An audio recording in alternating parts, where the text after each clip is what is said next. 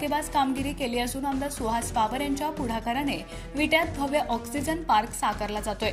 विटा शहरालगत असणाऱ्या खंबाळे गावच्या हद्दीतील वनविभागाच्या जमिनीवर ऑक्सिजन पार्क व निसर्ग पर्यटन स्थळ विकसित करण्यात येणार असून यासाठी 20,92,00,000 निधीचा आराखडा तयार करण्यात येणार आहे।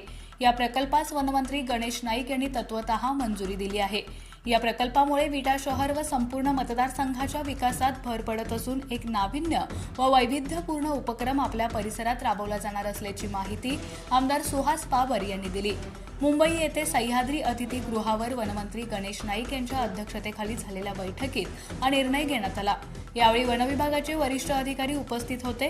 आमदार सुहास बाबर म्हणाले, वनविभागाच्या क्षेत्रावर होणाऱ्या या निसर्ग पर्यटन स्थळ व ऑक्सिजन पार्कसाठी तयार करण्यात येणाऱ्या आराखड्याचा कालावधी 2025-26 ते 2027-28 असा राहणार आहे आणि त्यासाठी 20,92,00,000 निधीची तरतूद राज्य सरकार व जिल्हा नियोजन समितीतून करण्यात येणार आहे।